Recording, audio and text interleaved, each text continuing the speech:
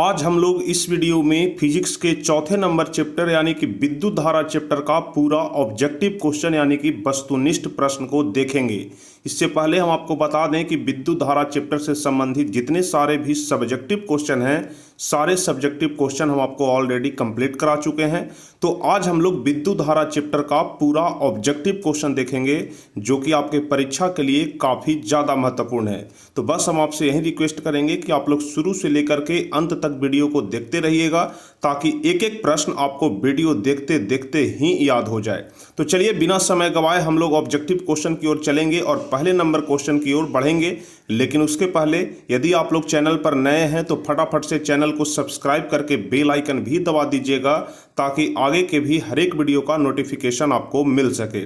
तो चलिए सबसे पहला नंबर क्वेश्चन हम लोग देखेंगे कि एक कूलम्ब विद्युत आवेश कितने इलेक्ट्रॉन में समाये आवेश के तुल्य होता है। यदि आप लोग क्वेश्चन का आंसर जानते हैं तो नीचे लाइव चैट में बताते चलिएगा, ताकि आप लोग को भी प्रश्न देखते देखते ही याद हो जाए। तो चलिए पहला नंबर क्वेश्चन है कि एक कूलम्ब विद्युत आवेश कितने इलेक्ट्रॉनों में समाये आवेश के तुल्य होता है। यानी कि आपसे पूछा जा रहा है कि एक कूलम्ब विद्युत आवेश में कितना इलेक्ट्रॉन होता है। एक कूलम्ब विद्युत आवेश में कितना इलेक्ट्रॉन होता है, तो इसका सही जवाब हो जाएगा 6.25 गुने 10 के पावर 18 इलेक्ट्रॉन। हम आपको बताए थे कि 6.25 गुने 10 के पावर 18 इलेक्ट्रॉन होता है। चलिए फिर आपसे पूछा जा रहा है दूसरा नंबर प्रश्न कि प्रतिरोधकता का मात्रक क्या होता है। काफ़ी आसान प्रश्न है। तो हम आपको क्या बताए थे कि प्रतिरोधकता का मात्रक ओम मीटर होता है। ओम को इस प्रकार से सूचित करते हैं, आप लोग ध्यान रखिएगा। तो प्रतिरोधकता का मात्रक ओम मीटर होता है, आप लोग ध्यान रखिएगा। चलिए तीसरा नंबर प्रश्न है कि विद्युत आवेश का एसआई मात्रक क्या होता है। तो ध्यान रखिएगा, हम आपको बताए थे कि विद्युत आवेश का एसआई मात्रक कूलाम होता है। ठीक है, विद्युत आवेश का एसआई मात्रक कूलाम होता है। तीसरा का डी नंबर ऑप्शन सही होगा। चलिए चौथा नंबर प्रश्न है कि अति भारण के समय, ठीक है, अति भारण के समय विद्युत परिपथ में विद्युत धारा का मान। अति भारण जिसको कि ओवरलोडिंग कहते हैं, यहाँ पर धारण नहीं बल्कि भारण होगा, मिस्टेक हुआ है, आप लोग सुधार कर लीजिएगा। अति भारण के समय विद्युत परिपथ में विद्युत धारा का मान यानी कि ओवरलोडिंग के समय। तो जाहिर सी बात है कि जब ओवरलोडिंग है इसका मतलब कि विद्युत परिपथ में धारा का मान बहुत अधिक बढ़ जाएगा, इसलिए चौथा का सी नंबर ऑप्शन सही हो जाएगा। चलिए पांचवा नंबर प्रश्न देखेंगे। एक वोल्ट कितने के बराबर कहलाता है। एक वोल्ट कहलाता है कितने के बराबर, तो पांचवा का सही जवाब हो जाएगा 1 जूल पर कूलम्ब के बराबर। ठीक है, 1 वोल्ट कहलाता है 1 जूल पर कूलम्ब। ठीक है, 1 वोल्ट बराबर 1 जूल पर कूलम्ब होता है, आप लोग ध्यान रखिएगा। चलिए छठा नंबर क्वेश्चन है कि अमीटर को विद्युत परिपथ में कैसे जोड़ा जाता है। अमीटर और वोल्टमीटर दोनों के बारे में हम आपको बताए थे कि अमीटर को हमेशा श्रेणी क्रम में जोड़ते हैं और वोल्टमीटर को हमेशा समांतर क्रम में जोड़ा जाता है। तो यहाँ पर आपसे अमीटर पूछा जा रहा है, तो इसका सही जवाब श्रेणी क्रम ही हो जाएगा। चलिए सातवां नंबर प्रश्न, निम्नलिखित में कौन सा पद विद्युत शक्ति को निरूपित नहीं करता है। तो विद्युत शक्ति को निरूपित कौन नहीं करता है। विद्युत शक्ति बराबर आई स्क्वायर आर होता है, वी आई होता है, वी स्क्वायर बटे आर होता है, लेकिन कभी भी आई आर स्क्वायर नहीं होता है। सातवां का बी नंबर ऑप्शन सही हो जाएगा। विद्युत शक्ति बराबर कभी भी आई आर स्क्वायर नहीं होता है, यह कभी भी निरूपित नहीं करता है।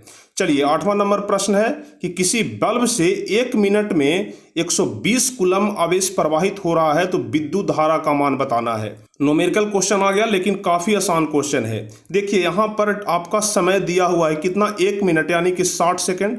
1 मिनट में 60 सेकंड होता है, तो यहाँ पर t बराबर दिया हुआ है। अब यहाँ पर हमारा विद्युत आवेश यानी कि q बराबर भी दिया हुआ है 120 कूलम्ब। ठीक है, तो t और q हमारा जब दिया हुआ है तो यहाँ पर I बराबर नहीं निकल जाएगा। I बराबर क्या होता है, I बराबर Q बटे T होता है। तो Q का मान हमारा कितना है, 120 है, और T का मान 60 है। तो 60 से 120 कट जाएगा तो कितना हो जाएगा, 2। इसका सही जवाब हो जाएगा यानी कि 2 एम्पियर। आठवां का बी नंबर ऑप्शन सही हो जाएगा, 2 एम्पियर। इसी प्रकार से आपको इसको सॉल्व करना पड़ेगा। चलिए 9वां नंबर प्रश्न कह रहा है कि किसी उपकरण में धन और ऋण का चिन्ह होता है। कौन सा ऐसा उपकरण है जिसमें प्लस और माइनस यानी कि धन और ऋण का चिन्ह नहीं होता है। देखिए पूछा जा रहा है कि नहीं होता है, तो 9वां का सही जवाब कौन सा हो जाएगा? तो 9वां का सी नंबर ऑप्शन सही हो जाएगा, क्योंकि अमीटर में प्लस और माइनस का साइन होता है। देख लीजिएगा आप लोग अपने अपने मीटर में, वहां पर एक तरफ प्लस और दूसरी तरफ माइनस का साइन लिखा होगा। वोल्टमीटर में भी होता है, विद्युत सेल यानी कि जिसको बैटरी बोलते हैं उसमें भी एक तरफ प्लस और एक तरफ माइनस लिखा रहता है, लेकिन जो कुंडली होता है उसमें प्लस और माइनस यानी कि धन और ऋण का चिन्ह नहीं होता है। 9वां का सी नंबर ऑप्शन सही होगा। चलिए 10वां नंबर प्रश्न, लघु पतन के समय परिपथ में विद्युत धारा का मान क्या होता है?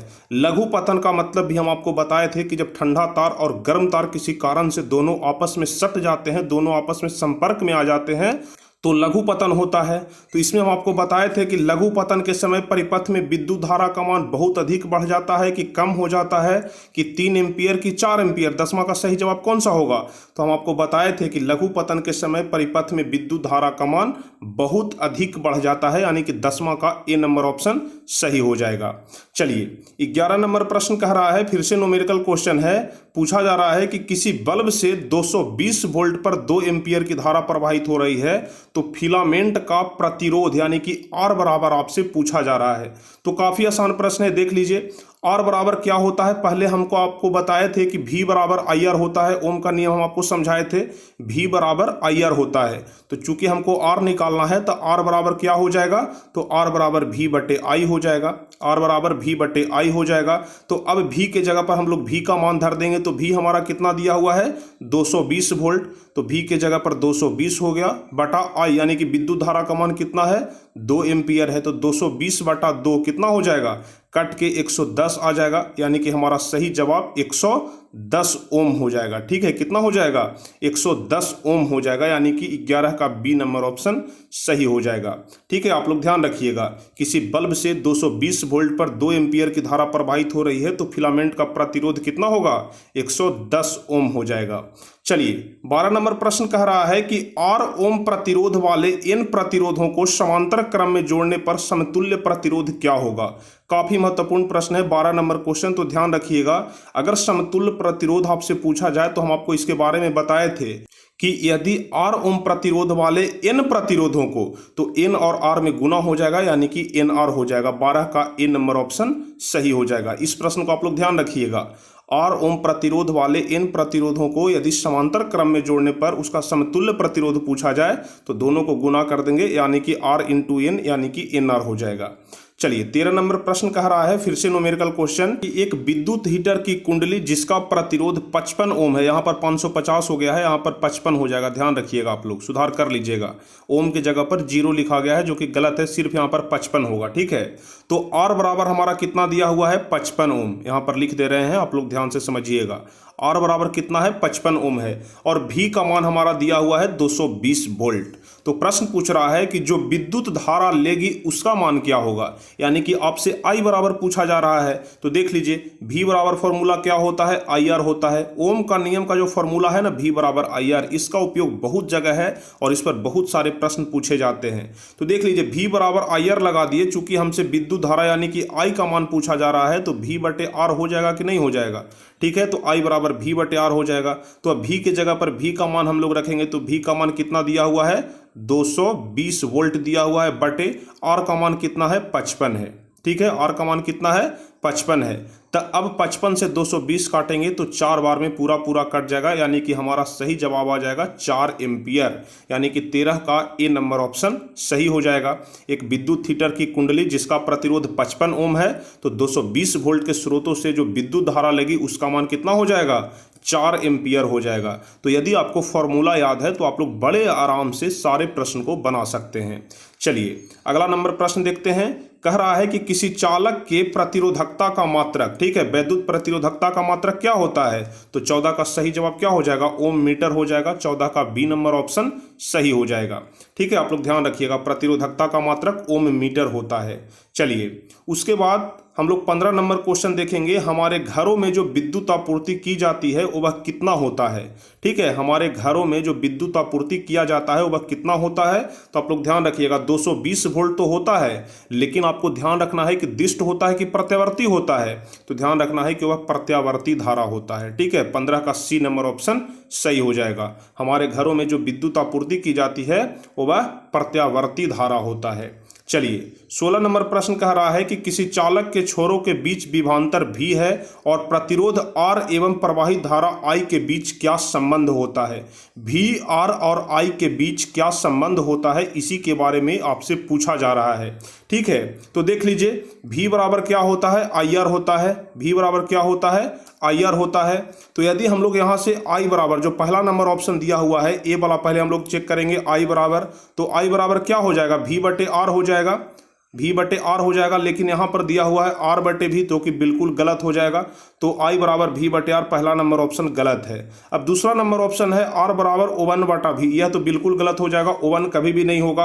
अब चलिए R बराबर निकाल लेते हैं, तो R बराबर क्या हो जाएगा, V बटे I हो जाएगा। तो देख लीजिए सी नंबर ऑप्शन में यहाँ पर V बटे I है कि नहीं है। तो 16 का सही जवाब कौन सा हो जाएगा, सी नंबर ऑप्शन हो जाएगा कि किसी चालक के छोरों के बीच विभवांतर V और प्रतिरोध R एवं प्रत्यावर्ती धारा I है, तो तीनों के बीच का संबंध R बराबर V बटे I हो जाएगा। अब चलिए 17 नंबर प्रश्न हम लोग देखेंगे। 100 वाट का विद्युत बल्ब 250 वोल्ट के विद्युत मेन से जोड़ा जाता है, तो प्रवाहित धारा का मान कितना होगा। काफी आसान प्रश्न है, बस आप लोग ध्यान से समझिएगा।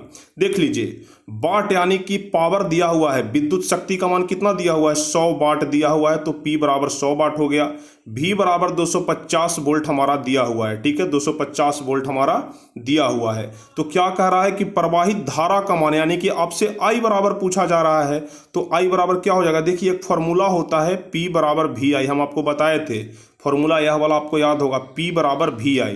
तो यदि यहाँ से हम लोग I बराबर निकालेंगे तो क्या हो जाएगा, P बटे V हो जाएगा। I बराबर कितना हो जाएगा, P बटे V हो जाएगा। तो P का मान हमारा कितना दिया हुआ है, 100 दिया हुआ है, 100 वाट, बटे V का मान दिया हुआ है 250। तो अब देख लीजिए 0 से 0 कट गया, तो कितना बच गया, 10 बटा 25। और जब 10 बटा 25 को हम लोग डिवाइड करेंगे तो 0.4 एम्पियर आ जाएगा। कितना आ जाएगा, 0.4 एम्पियर, यानी कि 17 का बी नंबर ऑप्शन सही हो जाएगा।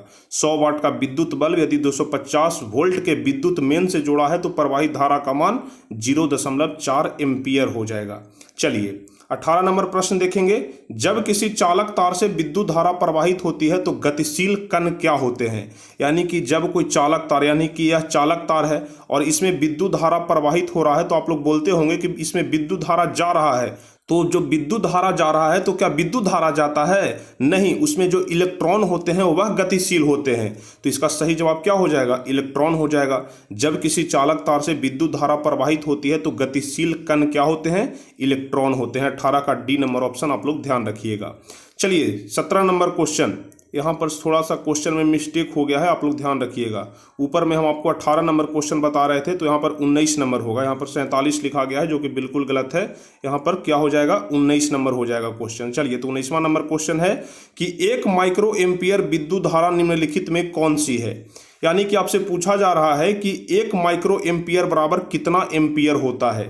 ठीक है, 1 माइक्रो एम्पियर बराबर हम आपको बताए थे कि 10 के पावर -6 एम्पियर होता है। ठीक है, कितना होता है, 10 के पावर -6 एम्पियर। तो इसका सही जवाब सी नंबर हो जाएगा। 1 माइक्रो एम्पियर बराबर 10 के पावर -6 एम्पियर होता है, आप लोग ध्यान रखिएगा। चलिए 20वां नंबर प्रश्न है कि 100 वाट और 220 वोल्ट के विद्युत बल्ब के तंतु का प्रतिरोध क्या होगा। देख लीजिए यहाँ पर आपसे R बराबर पूछा जा रहा है। क्या पूछा जा रहा है, R बराबर हमारा पावर, यानी कि P बराबर दिया हुआ है 100 वाट और V बराबर दिया हुआ है 220 वोल्ट। तो R बराबर निकालना है। तो एक फॉर्मूला हम आपको बताए थे, याद होगा, P बराबर V² बटे R, बताए थे, आपको याद होगा। अब देख लीजिए P बराबर V² बटे R है, तो यहाँ से यदि हम लोग R बराबर निकालेंगे तो क्या हो जाएगा, V² बटे P हो जाएगा। क्या हो जाएगा, V² बटे P हो जाएगा। अब V कितना दिया हुआ है, 220 दिया हुआ है, तो 220 का जब स्क्वायर करेंगे तो 220 गुने 220 होगा कि नहीं होगा। तो 220 गुने 220 बटा P, पावर कितना दिया हुआ है, 100 दिया हुआ है। तब देख लीजिए 0 से 0 कैंसिल हो गया, और जब 10 से 220 को काटेंगे ना, तो यह 22 बार में पूरा कट जाएगा। ठीक है, कितना बार में, 22 बार में। तब हमारा ऊपर में क्या बच गया, 22 गुने 22 बच गया। ठीक है, 22 गुने 22 बच गया, तो इसका सही जवाब हो जाएगा 484 ओम। 22 गुने 22 कितना होता है, 484 ओम होता है, आप लोग ध्यान रखिएगा। ठीक है, तो फॉर्मूला हमारा क्या लग गया, P बराबर वी स्क्वायर बटे आर लगाएंगे, यहाँ से आर का वैल्यू वी स्क्वायर बटे पी लगा देंगे। अब वी स्क्वायर चूंकि V बराबर 220 है तो स्क्वायर करेंगे ना, तो स्क्वायर करेंगे तो 2 बार गुना हो जाएगा, तो 220 गुने 220 बटा पावर कितना है 100 ओम है तो 100 कर दिए। अब काट छांट के हमारा सही आंसर क्या आ जाएगा, 484 ओम हो जाएगा। यानी कि हमारा जो सही आंसर हो जाएगा वह बी नंबर हो जाएगा 484। ठीक है, 100 वाट और 220 वोल्ट के विद्युत बल्ब के तंतु का प्रतिरोध 484 ओम होगा। चलिए 21वां नंबर प्रश्न देखेंगे कि 1 ओम और 2 ओम के प्रतिरोधों को श्रेणी क्रम में 6 वोल्ट की बैटरी से जोड़ने पर परिपथ में धारा का मान क्या होगा। 21 नंबर प्रश्न है, 1 ओम और 2 ओम के प्रतिरोधों को श्रेणी क्रम में 6 वोल्ट की बैटरी से जोड़ने पर पूछा जा रहा है कि परिपथ में धारा का मान क्या हो जाएगा। ठीक है, तो इसका सही जवाब कौन सा हो जाएगा, देख लीजिए। 1 ओम और 2 ओम के प्रतिरोधों को श्रेणी क्रम में 6 वोल्ट की बैटरी से जोड़ने पर, तो यदि श्रेणी क्रम में है यानी कि इस प्रकार से है, ठीक है, यह 1 ओम है और यह 2 ओम है, तो दोनों को जोड़ेंगे तो कितना हो जाएगा, हमारा 3 ओम निकल करके आ जाएगा। तो आर का मान हमारा यहाँ पर 3 ओम निकल गया। ठीक है, आर का मान 3 ओम निकल गया। अब भी बराबर हमारा दिया हुआ है, क्या दिया हुआ है, 6 वोल्ट दिया हुआ है। देख लीजिए भी बराबर 6 वोल्ट। तो अगर हम लोग यहाँ से भी बराबर आई आर लगाएंगे, ठीक है, भी बराबर आई आर लगाएंगे, तो चूंकि हमसे विद्युत धारा का मान पूछा जा रहा है तो यहाँ पर आई बराबर क्या हो जाएगा, आई बराबर भी बटे आर हो जाएगा कि नहीं हो जाएगा। और भी कितना है, 6 है, और आर का वैल्यू कितना आ गया, 3 ओम है, तो 3 दूनी 6 यानी कि कितना सही जवाब हो जाएगा, 2 एम्पियर हो जाएगा। यानी कि 21 का बी नंबर ऑप्शन सही हो जाएगा। 1 ओम और 2 ओम के प्रतिरोधों को श्रेणी क्रम में 6 वोल्ट की बैटरी के साथ जोड़ने पर परिपथ में धारा का मान कितना हो जाएगा, 2 एम्पियर हो जाएगा। चलिए 22वां नंबर प्रश्न है कि ओम के नियम का गणितीय रूप क्या है। बार बार हम आपको बता रहे हैं कि भी बराबर आई आर जो होता है, ठीक है, भी बराबर आई आर जो होता है वह ओम के नियम का गणितीय रूप होता है। लेकिन यहाँ पर भी तो नहीं दिया हुआ है, आई बराबर दिया हुआ है, तो आई बराबर क्या हो जाएगा, भी बटे आर हो जाएगा। तो देख लीजिए भी बटे आर कहाँ पर है, बी नंबर ऑप्शन में देख लीजिए आई बराबर भी बटे आर है कि नहीं है, तो 22 का बी नंबर ऑप्शन सही हो जाएगा। ओम के नियम का गणितीय रूप आई बराबर भी बटे आर हो जाएगा। चलिए 23 नंबर प्रश्न देखेंगे कि किसी कुंडली का प्रतिरोध ज्ञात करने के लिए कौन सा सूत्र होता है। ठीक है, अगर हमको प्रतिरोध निकालना है तो फिर से ओम का नियम लगाएंगे, भी बराबर आई आर। ठीक है, देख लीजिए भी बराबर आई आर, तो चूंकि हमको प्रतिरोध निकालना है तो आर बराबर भी बटे आई हो जाएगा कि नहीं हो जाएगा। तो आर बराबर भी बटे आई, देख लीजिए कौन सा ऑप्शन है, तो आर बराबर भी बटे आई, सी नंबर ऑप्शन में देख लीजिए आर बराबर भी बटे आई है। ठीक है, तो 23 का सी नंबर ऑप्शन सही हो जाएगा। सिर्फ आपको ओम का नियम यदि आप लोग याद रखते हैं तो आपको बहुत सारे प्रश्न बन जाएंगे। ठीक है, तो 23 का सी नंबर ऑप्शन आप लोग ध्यान रखिएगा। चलिए 24 नंबर प्रश्न कह रहा है कि किसी विद्युत परिपथ में एकांक धनात्मक आवेश को 2 बिंदुओं के बीच स्थानांतरित करने में जो कार्य करना पड़ता है उसे हम लोग निम्नलिखित में किसका मापक समझते हैं, यानी कि उसको क्या कहते हैं। 24 नंबर प्रश्न काफ़ी आसान है, आप इसको इस प्रकार से समझिए। हम आपको बताए थे कि 2 विभवों के बीच का अंतर, यदि एक विभव यहाँ पर और एक विभव यहाँ पर है तो दोनों विभवों के बीच का अंतर क्या बोला जाता है, विभवांतर बोलते हैं उसको। तो इसका सही जवाब विभवांतर हो जाएगा। 24 का बी नंबर ऑप्शन सही हो जाएगा। किसी विद्युत परिपथ में एकांक धनात्मक आवेश को 2 बिंदुओं के बीच स्थानांतरित करने में जो कार्य करना पड़ता है उसका मापक विभवांतर होता है, आप लोग ध्यान रखिएगा। चलिए 25वां नंबर प्रश्न, 1 एम्पियर बराबर कितना होता है। 1 एम्पियर बराबर कितना होता है, 25 नंबर क्वेश्चन। तो ध्यान रखिएगा 1 एम्पियर बराबर होता है 1 कूलम पर सेकंड। कितना होता है, 1 कूलम पर सेकंड, यानी कि डी नंबर ऑप्शन सही हो जाएगा। चलिए 26 नंबर प्रश्न कह रहा है कि किसी चालक में प्रवाहित धारा के लिए ओम का नियम लागू होता है। ठीक है, 26 नंबर प्रश्न कौन सा जवाब सही होगा, जब चालक का ताप अचर रहता है यानी कि फिक्स रहता है। हम आपको बताए थे कि ओम के नियम में हमेशा ताप को अचर रखा जाता है। ओम का नियम हम जब आपको बता रहे थे तो वहां पर बताए थे कि ओम का नियम में ताप अचर रहता है, और इस पर एक प्रश्न भी बताए थे कि ओम का नियम में ताप अचर क्यों रहता है, दोनों हम आपको बताए थे। तो इसका सही जवाब ए नंबर हो जाएगा, क्योंकि किसी चालक में प्रवाहित धारा के लिए ओम का नियम किससे लागू होता है, तो जब चालक का तार अचर रहता है तभी ओम का नियम लागू होता है। जब चालक का तार अचर नहीं रहेगा तो ओम का नियम लागू नहीं होगा। तो 26 का ए नंबर ऑप्शन सही हो जाएगा। चलिए 27 नंबर प्रश्न है कि ओम का नियम निहित है। ओम का नियम निहित है किस चीज में, भी बराबर आई आर में। काफी आसान है, देख लीजिए ओम का नियम निहित है भी बराबर आई आर में। तो 27 का बी नंबर ऑप्शन सही हो जाएगा। चलिए अगला नंबर प्रश्न है कि विद्युत धारा की प्रबलता का एसआई मात्रक क्या होता है। विद्युत धारा की प्रबलता का एसआई मात्रक एम्पियर होता है, हम आपको बताए थे। आप लोग एसआई मात्रक जरूर याद कर लीजिएगा, काफी महत्वपूर्ण होता है आपके परीक्षा के लिए। ठीक है, तो विद्युत धारा की प्रबलता का एसआई मात्रक एम्पियर होता है। चलिए 29 नंबर प्रश्न हम लोग देखेंगे, धारा मापने के यंत्र को क्या कहते हैं। जो आप सभी लोगों के घरों में जो मीटर लगा होता है विद्युत धारा मापने के लिए कि कितना यूनिट बिजली का खपत आप लोग एक महीने में करते हैं, उस हिसाब से आपका पैसा लगता है पर यूनिट के हिसाब से। तो जो वह धारा मापने वाला यंत्र होता है उसको क्या बोलते हैं, अमीटर बोलते हैं। 29 का ए नंबर ऑप्शन सही हो जाएगा। लेकिन अगर आपसे पूछ दिया जाए कि विभवांतर मापने वाले यंत्र को क्या बोलते हैं, तो इसका सही जवाब वोल्ट मीटर हो जाएगा।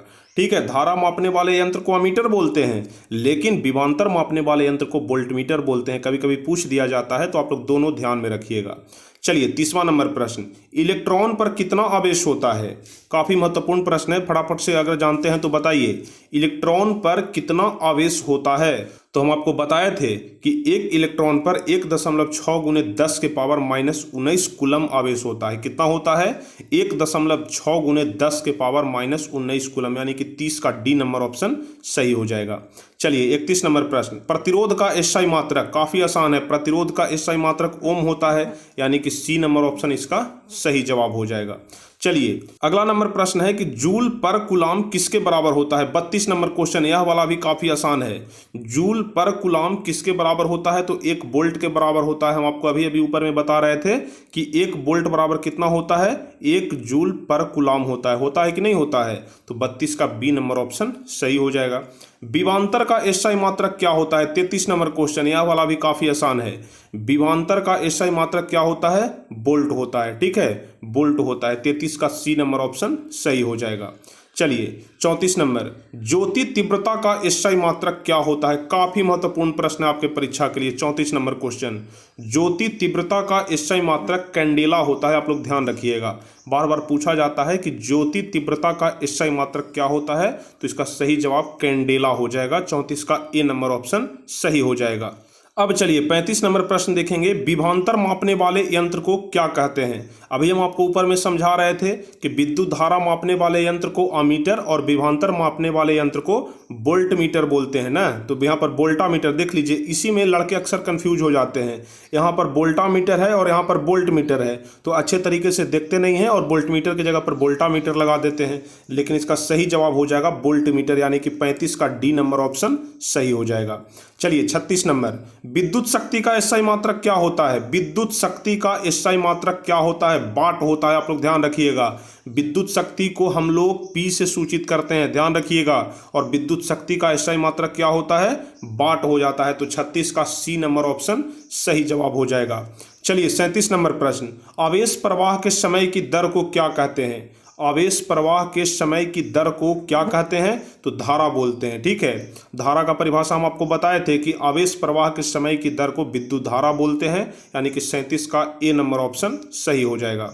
चलिए 1 कूलाम तुल्य होता है, यानी कि 1 कूलाम किसके बराबर होता है। 38 नंबर क्वेश्चन, तो हम आपको बताए थे कि 1 कूलाम बराबर होता है 1 एम्पियर गुने 1 सेकेंड। ठीक है, 1 एम्पियर गुने 1 सेकेंड के बराबर होता है 1 कूलाम। तो 38 का बी नंबर ऑप्शन सही हो जाएगा। चलिए 39 नंबर प्रश्न कह रहा है कि किलोवाट घंटा किसका मात्रक होता है। ठीक है, किलोवाट घंटा, ठीक है, KWH किलोवाट घंटा किसका मात्रक होता है। तो 39 का सही जवाब विद्युत ऊर्जा हो जाएगा। विद्युत ऊर्जा का एसआई मात्रक किलोवाट घंटा, यानी कि KWH होता है। चलिए 40 नंबर प्रश्न कह रहा है कि एक विद्युत यूनिट किसके बराबर होता है, कितना के बराबर, फटाफट से बताइए। एक विद्युत यूनिट किसके बराबर होता है, तो एक यूनिट को ही हम लोग बोलते हैं 1 KWH, ध्यान में रखिएगा। तो 1 यूनिट किसके बराबर हो गया, 1 किलोवाट घंटा के बराबर हो गया। तो 40 का बी नंबर ऑप्शन सही हो जाएगा। चलिए 41 नंबर प्रश्न है कि 1 किलोवाट बराबर कितना होता है। 1 किलोवाट बराबर कितना होता है, तो ध्यान रखिएगा 3.6 गुने 10 के पावर 6 जूल होता है। कितना होता है, 1 KWH बराबर, ठीक है, 1 KWH बराबर कितना होता है, 3.6 गुने 10 के पावर 6 जूल, यानी कि 41 का ए नंबर ऑप्शन सही हो जाएगा। 42 नंबर प्रश्न कह रहा है कि 1 जूल में कितनी कैलोरी होती है। ठीक है, 1 जूल में कितनी कैलोरी होती है? तो इसका सही जवाब हो जाएगा 0.24 कैलोरी। ठीक है, 42 का डी नंबर ऑप्शन सही हो जाएगा।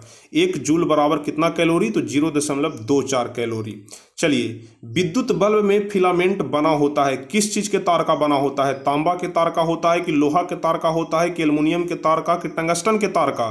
तो 43 का सही जवाब टंगस्टन हो जाएगा। हम आपको बताए हैं कि विद्युत बल्ब का फिलामेंट टंगस्टन का बना होता है। चलिए, किलोवाट घंटा किसके बराबर होता है? 44 नंबर प्रश्न कह रहा है किलोवाट घंटा किसके बराबर होता है? तो सही जवाब 1 यूनिट हो जाएगा। अभी ना हम आपको बताए कि 1 यूनिट बराबर ही 1 kWh होता है।